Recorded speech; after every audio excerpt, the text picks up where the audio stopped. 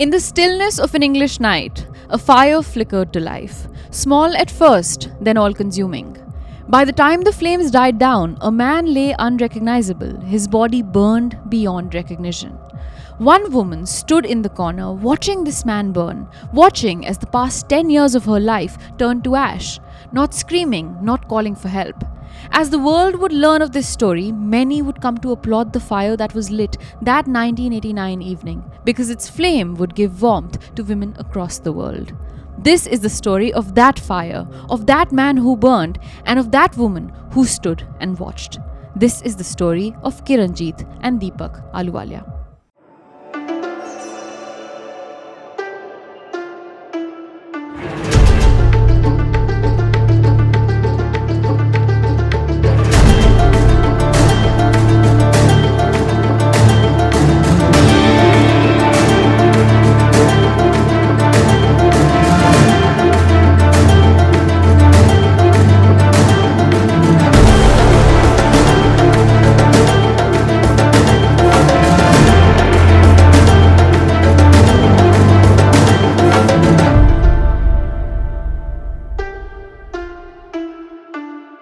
Hi everyone, welcome to the Desi Crime Podcast, a show where we dive deep into some of the craziest cases from around South Asia. I'm your host Aishwarya. And I'm Aryaan. And the case that we have for you today is one that shook the UK decades ago. Another one of those cases that I've never heard of. I had also never heard of this case before I started researching That it. actually makes you feel better. But right? Okay. But it's actually a really popular case. There's not much written about it online. There's a few major articles, but other than that, not much. It's almost as if it's escaped our collective psyche. But it's inspired a book, it's inspired a movie. It was huge for a movement of women across the world in the 1990s. So it's huge. But Interesting. And there are so many of those cases, Aishwarya, that our listeners keep DMing us to cover. In fact, your latest demand has been, guys, please release one Desi Crime episode a day. Insane. That's wild. Yeah. But shut up. We understand you need that Desi Crime fix. And so we have something special for you. For the next month, in April, every Desi Crime episode can be accessed early for free on Amazon Music if you have the Prime membership. Download Amazon Music and listen to the Desi Crime podcast early for free without a Patreon subscription. Please become a patron regardless, because after April you will not have that. But for April, every episode 2 days early, you get that fix. What more could you ask for? For the last 5 years, ever since we've run this podcast, early access was reserved for Patreon members or YouTube members once we started our YouTube channel. But for the very first time in Desi Crime history, for any of you who go out there, have Amazon Prime, listen to your podcasts on Amazon Music, that is where you'll get the Desi Crime podcast. Can't ask for more. 2 days early. And now getting on with our case for today. In the late evening hours on the 9th of May 1989, a man lay sleeping in his UK home. Deepak Ahluwalia, a middle-aged Indian Brit, had returned from work from the local post office where he held a modest position and had gone to bed with no cause for worry. Hours later, though, people on that otherwise peaceful street would wake up from their deep slumber to the sounds of Deepak screaming and crying in pain. As residents left their homes to inspect what was wrong, they saw smoke coming from one of the Ahluwalia home's windows and Deepak running out of his home with his body on fire. This burning man wasn't screaming for help though. "I'll kill you," he kept repeating as neighbors rushed to his aid. Clearly, a fire had somehow erupted, and the neighbors knew the house wasn't just home to Deepak. It was home to his wife of 10 years, 34-year-old Kiranjit Ahluwalia, and their 2 baby boys. They might all be in danger as the flames spread. And soon, police vehicles and ambulances adorned the street outside the Ahluwalia home. But the moment fire responders arrived at the home to evacuate its residents, they noticed something eerie. Firstly, the door of the house was locked from within. Deepak had just run out and the door was open, but now it suddenly wasn't, and he was still outside. Secondly, the remaining residents of the house, Kiranjit Ahluwalia and the couple's 2 baby boys, were sitting inside by the ground floor window of the house, peering outside with blank faces as the patriarch of their family burned alive.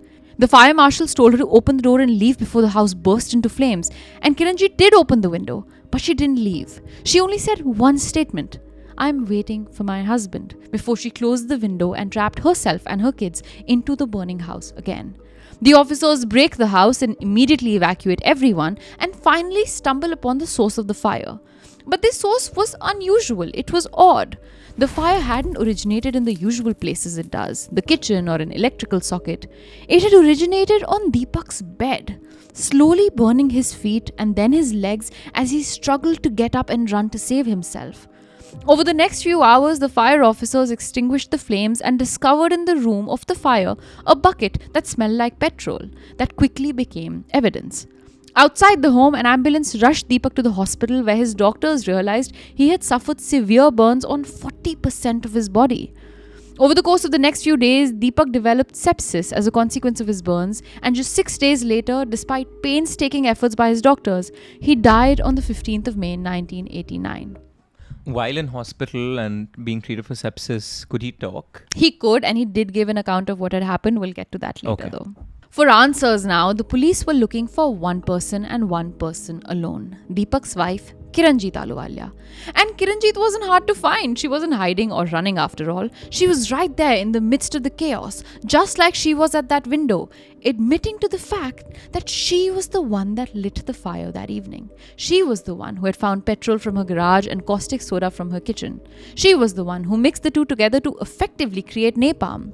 She was the one who poured it on her husband's feet as he slept, and she was the one who lit the match that ultimately killed him. But why, the cops wondered? Why the media and all of UK wondered? This was a young, well-to-do, good-looking couple with 2 beautiful children. What went wrong? But before I answer these questions for you, there is a bigger looming question. Who was Deepak Ahluwalia? Who was Kiranjit Ahluwalia? And to answer those questions, I have to take you back to the year 1955 to the village of Chakkalal in the state of Punjab in India, where a baby girl named Kiranjit was born. Chakkalal in 2011 was a village of 176 houses with a population of just over 800 people. Take that population back 16 years and you get a small village where everyone knows everyone. The village where Kiranjit was born. The youngest of 9 siblings growing up with a huge extended family, Kiranjit was a loved and pampered child. But life dramatically changed for her the year she turned 16. That was the year she lost both her parents. While her older siblings filled the void of her parents and looked after her like their own child, the void left behind the absence of a mother and a father could not be filled by anyone, no matter how big a family. As years passed and 16-year-old Kiranjit turned 18, the expectation in her village in Punjab was that she was soon to get married, just like all her siblings had, and soon she was to give the family children too. The idea that she could work and find her own footing in the world before she tied herself down to a man and children was foreign, but that to Kiranjit was unacceptable. And so she did what a lot of young people do to escape the thinking and customs of their conservative hometowns, and she migrated to Canada to live with one of her brothers who had moved there just a few years ago, and his wife, Kiranjit's sister-in-law. Quote, I never wanted to get married. I didn't want to settle down in India to get married and have children like my sister-in-laws had. I wanted to work, earn money, and live my own life. End quote. In Canada, Kiranjit first got a bachelor's degree in arts and then began to study law, through which she slowly found her footing in the world. But those demands for marriage back at home in Punjab never really disappeared. She changed countries and continents, but the pressure of a tight-knit community doesn't know geographical boundaries. And so by the time she turned 23, her sister back in India had already set her eyes on a man for Kiranjit, a man who was ready to fly down to Canada just to see her. While she was still a law student and wasn't nearly as independent as she hoped to be before getting married, the pressure was mounting, and she reluctantly agreed to meet the man her sister had selected, a Kenyan Indian man named Deepak Ahluwalia that everyone back home was describing as her perfect match. The first time Kiranjit saw Deepak, one of the first things she noticed about him was how good looking he was. Quote, the first impression was that he was very good looking, handsome and charming, she said in an interview 30 years later. But if you're imagining this first time meeting to be anything like a first date you and I would go on in 2025, make no mistake, it was far from it. When you said you and I go on, I think there are many guys listening to this podcast that just went, do I have a shot? I meant you or I, with separate people, you guys. Quote, he came to see me in Canada. We talked for about 5 minutes and I said yes to marriage. I knew that I couldn't escape. I had to get married. So that was it. My freedom gone. End quote. And just like that, after a 5-minute meeting, Kiranjit made the decision to drop out of law school, get married in Canada to a man she barely knew, with whom she then migrated to England in the year 1979. And the more she got to know him, the more she realized she hadn't met her match made in heaven. She had met a monster in disguise. It is in England, in the small town of Crawley in West Sussex, that the newlywed couple began their life together. But from day one of their marriage, something in Deepak shifted. His change in behavior wasn't a slow burn, manifesting for matters of dowry a few months in or increasing with increasing conflicts. No, it was as if the moment the couple finished their wedding and retreated to their room for the night, he changed. He was no longer the charming and handsome stranger Kiranjit had met in Canada. He was a man hell-bent on breaking her. That night, he lost his cool on her and screamed. He was a tall, well-built man and his scream was terrifying. But little did Kiranjit know, the screams that night would seem so easy to deal with compared to what she would endure within the walls of her own home. By the time their marriage was just 1 year old, Kiranjit would learn that her husband would go to any lengths to control her. His problem was he didn't want a westernized wife. He wanted a wife that exemplified the values of the small Punjabi village she came from. And so with every small act of independence Kiranjit showed, whether it be making a new friend or going out to shop for something or feeling empowered in her work, something in Deepak snapped every time that led him to the point of deep, horrible, violent abuse. Over those initial years of their marriage, Kiranjit's doctor began to keep meticulous records of what she was going through. And all of the following details come from those doctor notes, not just Kiranjit's own side of the story. The notes from October of 1981, for example, detail how during one argument, Deepak picked up their home's corded telephone and used it to hit Kiranjit on the head 4 times before he threw her to the ground. The bruises left her seeking treatment at the hospital. By year 2 of their marriage, Kiranjit was pregnant with the couple's first baby, a consequence of the brutal assault that she was made to endure and the incessant pressure from her family for a child. Quote, I couldn't escape, couldn't get a divorce. There was family pressure to have a kid. Everyone said if you'll have a child, maybe he'll change. He'll become a responsible man, end quote. Couple of questions. So the family was aware of the abuse? No, not fully. Not at this point, the initial years of the marriage, not really. And another thing which is interesting, in the previous case we did, the Tarasov case, we talked about the duty to warn, right? It's a doctor's prerogative, or at least a psychotherapist's prerogative. If they see abuse, if they see physical harm being done to somebody, they can report it to the police. Right. In this case, did the doctor report the household abuse to the police? No, he did not. In any of your research, did it come up if there is precedent for a doctor to make these matters of personal life public? To the police? I have no idea. Without the consent of the patient? I don't know. Yeah. Might be something. I don't know if duty to warn comes into that, but because it's a different kind of dynamic. It's a different kind of dynamic. Yeah, and the sanctity of marriage or whatever kind of nonsense.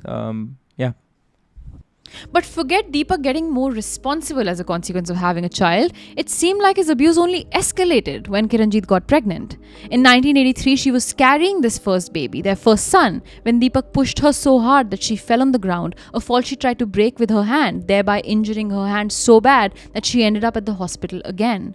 Just a month after this incident, during another argument, he grabbed her hand and twisted her finger so hard that he broke it, which again led a many months pregnant Kiranjit to the hospital. That year, while still carrying her child, was the first time that Kiranjit tried to take her own life. Now, if you think I'm being vague about the cause of these arguments and you want to know more, the honest answer I can give you is that the reasons were so incredibly stupid, small and petty that even Kiranjit couldn't recall the full extent of them in court. There is, however, one letter that Kiranjit had written to Deepak during a fight where he had left her that gives us some insight into what was causing these fights. Quote, Deepak, if you come back, I promise you, I won't touch black coffee again. I won't go to town every week. I won't eat green chili. I'm ready to leave Chandika and all my friends. I won't go near Goody Mohan's house again. I'm not even going to attend Bully's wedding. I eat too much or all the time so I can get fat. I won't laugh if you don't like that. I won't dye my hair even. I don't go to my neighbor's house. I won't ask you for any help. End quote. I hope this letter makes it clear. There was no rhyme or reason to the abuse, not that there ever is, but some reasons we hear more often than not in abuse cases. This case doesn't even have those reasons. Now, it's not like Kiranjit was only either trying to take her own life or get back to him. She filed a complaint against him in 1983 itself, and the Crown Court even served Deepak with an injunction to restrain, which is basically a court order telling someone to not do X action, but that piece of paper was worth nothing inside the Ahluwalia home. Just a while after this, Deepak publicly tried to hit Kiranjit at a family wedding, and then months later he held a knife to her throat, threatening to kill her. Months after that, he threw a mug of hot tea on her face, which burned her skin. It was after these incidents that Kiranjit went to the court again, which yet again served Deepak with a letter to restraint, which yet again meant nothing within the couple's home. Quote, if he got angry, that was it. Shouting, abusing, throwing things, pushing me around, threatening me with knives. So many times he would strangle me. I'd end up with bruises and unable to speak for days, she said years later.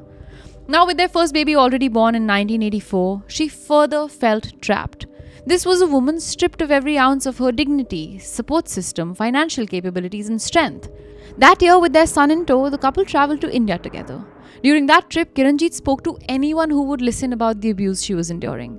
One of the people she told was her older brother, the one person now responsible for protecting Kiranjit after she lost her parents as a teenager. And sure, the family was heartbroken about what she was going through. They weren't monsters. They felt bad. They cried a little. They consoled her. But the best they could do was make Deepak give Kiranjit an apology. But once the apology was given, the family expected Kiranjit to forgive and forget, to then put all of her focus on fixing her marriage and pleasing her husband and making sure she was the ideal wife and mother. And when as one baby stopped the pressure for another baby. With that, by 1986, Kiranjit was pregnant again after what was many more moments of abuse. That year, when Deepak's birthday arrived, Kiranjit got him a ring as a gift. Quote, I remember it was his birthday and I worked overtime and bought a gold ring for him as a birthday present. That same week, he lost his temper and with that ring, he broke my tooth. He punched me in the face, she recounted in an interview. Her doctor read a statement in court recounting the bruises from this incident, detailing how he had knocked her so hard she had fallen unconscious. When she showed up at the hospital, she had bruising on her face and wrist and had a broken tooth and a badly swollen lip, which led to her taking 5 days off of work. Her work supervisor, who saw her 5 days later, also testified in court, detailing how he noticed on her signs of significant and sudden weight loss, nervousness, and distress. That same year, in 1986, Kiranjit tried to take her life for a second time, but she survived. She lived to see another day of abuse and torment. This abuse continued for years, with 1986 turning into 1989. By this point, the couple had been married for 10 years. And it was in March of that year that Kiranjit learnt a heartbreaking truth. Her husband had been having an affair. And the worst part was, he wasn't even trying to hide the affair from her. He was taunting her with it, comparing his new girlfriend to her, and demanding her for money that he would then go on and spend on the other woman. If she didn't arrange the money, either by saving up from her own salary or by begging family members, there was one very simple consequence. More abuse, more beatings, sometimes with pieces of furniture, sometimes with kitchen appliances, sometimes with belts, rods, shoes, whatever he could get his hands on. He never changed. He only just got worse, she said. Having covered a case like this before, the Chamari Lianage case of the Sri Lankan doctors in Australia, I know a question or comment that will come for this case too is, why did she not just leave? 10 years, get a divorce, run away, hide, find a friend's home, go back to Canada, go back to Punjab, whatever, go somewhere, anywhere. Firstly, in this case and in a lot of cases of domestic violence, the perpetrator doesn't let you leave. For Kiranjit, every time she did try to escape, she was either physically or emotionally dragged back in. But there were other instances, like the fight after which she wrote Deepak the letter, pleading with him to come back. Instances where it seems like Kiranjit is actively letting herself stay in a situation of harm. Here is where it's key to understand that domestic abuse isn't just an abuse and assault on someone's body. It's assault on someone's mind. When you combine an assault on the mind with social circumstances of conservative South Asian communities where divorce is not an option and to be an ideal wife and mother is to put up with abuse for the sake of your children, women feel stuck. Battered woman syndrome, or BWS for example, isn't just a fluke term. It's a diagnosable psychological condition outlined in the International Classification of Diseases and is listed as a subcategory of PTSD in the DSM. Aishwarya, going beyond just the battered woman syndrome, it's not like she is a wife without kids. Mm-hmm. She is a mother of 2 kids by this point. So logistically speaking, while it might be easier to just go off when you are, you're going through this, but you don't have a child. If you have 2 children, you can't leave them and go because you know that they will be the victims of abuse Recipients after that. Of it. And you as a woman alone in a country where with your family not supporting your decision of leaving cannot just take 2 children. It's logistically not possible. So in no shape or form can this question of just leave come in. It's not forget emotionally not possible, which it isn't, right? It's not psychologically possible. It's logistically not possible. Yeah. And No, this I is this is a woman that makes her own money. She makes her own money. In so many abuse cases, financial abuse is so prominent, where your finances are controlled by your partner. In this case too, he kept taking money from her. Anything she would save up would end up going to him. In that situation, how is a woman supposed to, take her kids, run off, keep sending them to school, keep feeding them, when he has controls of things like emails, things like cards, things like who's the signatory on the bank documents, whatever it may be. Abuse is so complex and so deep, and marriages just have so many mechanisms around them which trap you in it, that it's a lot. But getting back to battered woman syndrome, because that is what Kiranjit was suffering from. It develops in victims of prolonged domestic abuse, and had developed in her too. The psychologist who coined the term after noticing it in patients of domestic abuse said that it works in a 3-phase cycle. The first phase is the tension building phase, wherein the abuser becomes increasingly irritable, controlling, and verbally or emotionally abusive. The victim tries to appease them to avoid conflict. Then comes the acute battering incident, wherein the abuser inflicts physical violence that slowly escalates in severity. The victim is usually weaker and so can do nothing to stop the attack in the moment. Post the attack comes the third phase, which is the honeymoon phase, where the abuser apologizes, begs for forgiveness, and promises to change. The victim stays, hoping things will improve, but the cycle repeats. Each time, just as the abuse seems to get worse, the apologies get grander and the emotional manipulation stronger. As this happens over and over again, this pattern destroys the victim's self-esteem and sense of agency, trapping them in the cycle of abuse. One of the most fundamental symptoms of battered woman syndrome is learned helplessness, the justified or unjustified belief that one cannot escape. That belief is a symptom of the abuse, not the reason behind it. It is exactly this learned helplessness that leads so many battered woman syndrome patients to the point at which they either take their own lives or the lives of their abuser, usually after one triggering event where their fear-driven survival response kicks in a state of, quote, sudden and temporary loss of self-control as described by the courts. And if for some people out there, all of this sounds too meta and too psychologically convoluted, let me just pose the simple question to you. You've been in, fine, we might not have experienced something this drastic, thankfully, but we've all been in toxic dynamics and toxic relationships. Yeah. Why didn't you just leave that the moment you realized it was toxic? Right. You did not, because of the learned helplessness, because of a certain dependence. Now make that 10,000x. How do you expect somebody to vacate that psychological state when you couldn't do it in the most basic form of a toxic teenage relationship? Yeah, so absolutely. Please understand, we get so many of these comments of she should have just left that it irks me every time I read one of those. I agree. And the whole logic of this sounds too convoluted or this sounds too meta. If it does to anyone, doesn't any medical diagnosis sound too meta and too complicated I to agree. you? This is the same way. It's a psychological condition defined and described over generations now. And so, too bad it sounds too meta. It's very real. So it's that one triggering incident that leads to either the victim taking their own life or that of their assaulter. And that triggering moment, which would result in a sudden and temporary loss of control for Kiranjit, was coming on the 9th of May, 1989. The day before, on the evening of the 8th of May, at around 10:15 p.m., Deepak returned home from work after having spent the day with his girlfriend. During work, he had told her that he and Kiranjit had gotten into an argument and that evening she would be packing up her stuff and leaving the house. When he got home, Kiranjit wasn't packing or leaving. One of their sons had fallen sick, and so Kiranjit had spent the day taking care of him, putting him to bed and making dinner for Deepak. When he returned home, the couple had dinner before Deepak went to try and fix a TV in their home that had been giving them trouble. But as he's trying to fix the TV, Kiranjit begins asking him questions about their relationship. We don't have more details on what this conversation was really about, but one can guess it had something to do with the affair Deepak had been having and possibly something to do with the fight which had led Deepak to believe that Kiranjit was going to leave. But the more Kiranjit tried talking to him, the more agitated he got, and the more he told her things were over between them. Good sign, right? If Kiranjit herself wasn't in a state to end the relationship, he was now doing it for her, ending the abuse forever. But this had happened before, him telling her the relationship was over only for him to drag her back from wherever she went. She knew she wouldn't be let off the hook that easily. And the best proof of that came in Deepak's next sentence.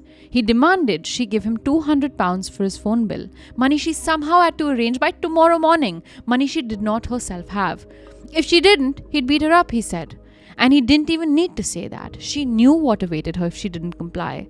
As the two are arguing over the money and their relationship, Deepak begins to iron his clothes, trying to get Kiranjit to end the conversation about their relationship. But when she still doesn't stop, he gives her the trigger that would push her over the edge. He takes the hot iron he was using to iron his clothes, grabs Kiranjit by her hair, and takes the iron to her face. She screams and flails her arms around as the iron burns through the skin on her face. But she doesn't have the strength to escape his grip. So she just stood there, crying, the heat from the iron piercing her flesh, as her brain thought of how much she just wanted him to feel the way he's made her feel. After that argument, while Deepak got into bed and drifted into a peaceful sleep, Kiranjit lay wide awake, thinking of the violence that awaited her the next morning, because she really did not have 200 pounds to give to him. A part of her knew she couldn't take one more day of this. Quote, I couldn't sleep. I was crying so badly. I was in pain, physically and emotionally. I wanted to hit him. I wanted to hit him the way he hit me. I wanted to hit him so he could feel the same pain I was feeling. I never thought further. My brain had totally stopped, she said in an interview 30 years after that night. As she lay in bed thinking this, a thought struck her. There was petrol in their home's garage. There was caustic soda in the kitchen. When mixed together, the chemicals combine to create sodium hydroxide, which is so close to napalm in its properties, making it highly flammable and extremely dangerous. Napalm, for all of our listeners who don't know, was the chemical weapon used during the Vietnam War to inflict so much damage to civilians. Kiranjit knew this, but she didn't want to kill Deepak. Like she said, she only wanted him to feel what she had felt, and she only wanted to burn his feet. Quote, I thought I'm going to burn his feet so he won't be able to run after me. I will give him a scar so he will always remember in the end what his wife did to him. So every time he sees his feet with a scar, he will remember me. End quote. Kiranjit lay awake till 2:30 a.m. that night thinking of what to do, and then at around 2:30 she got out of bed and headed for the bottles of petrol and soda. From her lawn, she also grabbed a stick. Once she got the 3 items, she grabbed a candle from her living room that she lit on her kitchen gas stove and an oven mitt for her own hand before heading to her bedroom, where the man who had made her life a living nightmare lay asleep. Inside the room, minutes passed like seconds as she poured some petrol and then some soda on Deepak's feet. Within seconds then, she lit the stick on fire using the candle and threw the stick on the bed, igniting a flame that would change her life forever. By this point, Deepak was awake and screaming in pain, and Kiranjit knew she had a very short window left to run. She ran to her sons, whom she grabbed, but she couldn't find the strength to run out of the house. And so she just sat on the ground floor next to a window as Deepak rushed to the bathroom upstairs where he soaked himself in cold water under the shower. But cold water wasn't enough to dull the pain of the burns. A screaming and crying Deepak rushed down the stairs, ran past his wife and kids, and opened the main door and ran out into the streets, shouting the same sentence over and over again. I will kill you. I will kill you. In the hospital, Deepak gave a statement to the police, claiming he did not have a girlfriend, has never had a girlfriend, and had never laid a finger on his wife. He had, however, told her that he no longer wanted to remain married to her, which had caused her to act out and try to burn him to death. 6 days later, on the 15th of May 1989, Deepak Ahluwalia died, and Kiranjit became a murderer and was arrested the next day based on her own confession and that of Deepak. From prison, Kiranjit wrote her mother-in-law, Deepak's mother, a letter. He had abused me so much, so I gave him a fire bath to wash away his sins, a line in the letter read. But even though she was in prison, Kiranjit believed the world would see how she ended up in the position of doing what she did. I had full confidence in the British law. I thought the British law is a modern law and they would understand me, how much I suffered. End quote. But then, when her trial began in December of that year, she realized quickly how wrong she was. They never understood how many years I suffered, she said, looking back at the trial. The prosecution went all out, arguing that firstly, the fact that there was petroleum and caustic soda laying in the house meant that she knew exactly how to use them, and it meant that the murder was premeditated, not a consequence of a moment of fear or a survival response from a threat. She had been planning this, they said. They also claimed that since she only killed him when he was asleep, it couldn't have been a moment of fear since she had a, quote, cooling off period where she had the time to think of the consequences of her actions. With a cool off period of that many hours, this couldn't have been a case of self-defense. Lastly, prosecution laid out a clear motive. Kiranjit was a jealous wife who killed her husband when he decided to leave her for his extramarital affair. That may make Deepak a bad husband, but it also makes Kiranjit a cold-blooded murderer, not a battered victim, they told the jury. Kiranjit's lawyers in this case did little to highlight the level of abuse she had endured and hardly brought on anyone to attest to the psychological damage she had acted under. Instead, they relied on creating reasonable doubt in the mind of the jury, a move that severely backfired for Kiranjit. And with that, months into the trial, a verdict was reached. Kiranjit Ahluwalia was sentenced to life in prison. Some rejoiced at the verdict, happy that a crime so brutal, no matter what the reasons behind it, needed to be punished. Others found it a gross underestimation of the nature of domestic abuse and the impact it has on victims. Ash, in cases as severe as they may be, it's not that I play devil's advocate, but I have a certain regard for justice being carried out by the judiciary. And so we shouldn't take justice in our own hands. There are very rare cases, Chimari Lianage being one of them. This is only the second one I can think of, where I think her actions are completely justified within even, I think, legal discourse. And the reason for that is it's not like she did not try legal recourse. Yeah, she tried she it did. twice before. So if the extent of your ability to get the judiciary of the land you're in doesn't work, then what what's else can a next? person do? Yeah, Then you take it in your that's true. own hands. And also the fact that, okay, if you're taking intentions, if you're going so detailed into the intentions, well, clearly your intentions weren't to kill. Weren't to kill him. Were to burn the feet. Then by that logic also, it should be attempt to murder, or it should be negligence. It cannot be first degree homicide. And life in prison. And I think that's the key distinction. I don't think anyone would argue that in this situation she deserves no treatment, no time in prison at all. I wouldn't necessarily argue that. But the fact that she got life in prison, and we just covered the Tatiana Tarasov case where that mentally unstable man got 5 years, after which he was free to leave. Lives in Germany. Insane to me. Like, what? I mean, repulsive. And that, time frames of these cases Repulsive are just like 10 and years horrible apart. lawyers. Horrible Are there lawyers. could she elevate the case to another? We're getting to it. Thank God. Thank God. But to Kiranjit, all of these details mattered very little. She, much like Chamari Lianage, felt free for the first time in prison, according to her own account. Prison, for me, meant freedom. I got more love and affection in prison than at home, she said. It was in prison for the first time since she had dropped out of law school that she actually discovered passions without fear or intimidation or coercion. She learned badminton and became good at it too. She took English classes and began writing her own book. She made friends. She found joy. But little did Kiranjit know at the time, destiny had more than prison in the works for her.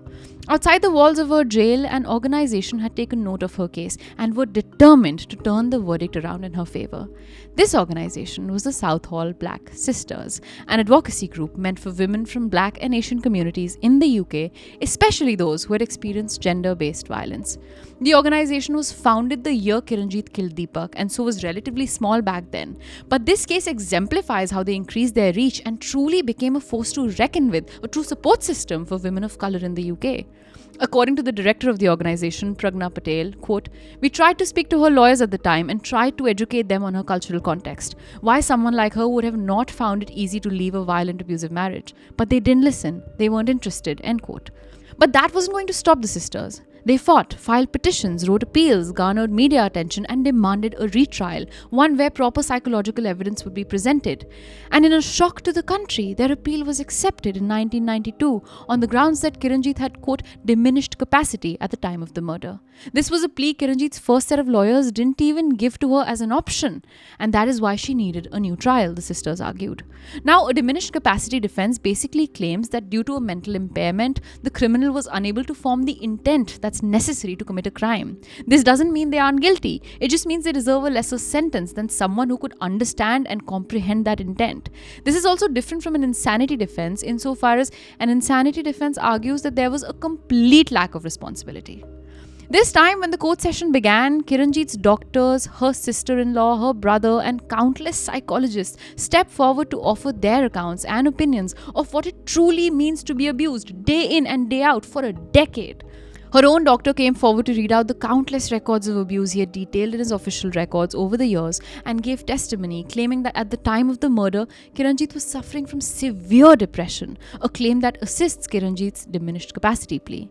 It was in this trial that defense argued that Kiranjit suffered a, quote, sudden and temporary loss of self-control as a consequence of a trigger, which that night was the burning iron pushed to her face. The lawyers argued, quote, provocation is some act or series of acts done or words spoken which would cause in any reasonable person, and actually causes in the accused, a sudden and temporary loss of self-control, rendering the accused so subject to passion as to make him or her, for the moment, not master of his or her mind, end quote. The lawyers also brought psychologists to testify to the condition of battered woman syndrome and how Kiranjit was clearly suffering from it. Her symptoms included a strong belief that the violence was her fault, as visible in that letter that she had written to Deepak and which was read out in court too. It included an abject and acute fear for her life and the life of people she loved, like her children, if she ever chose to leave the situation of violence.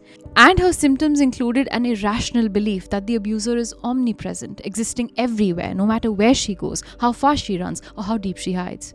This argument, if accepted, would be a historic precedent of one of the first few cases of the world where battered woman syndrome was used as official testimony to get a reduced sentence. This time, her lawyers flipped the cooling off period argument on its head and claimed that those hours after Deepak went to sleep never acted like a cooling off period for her.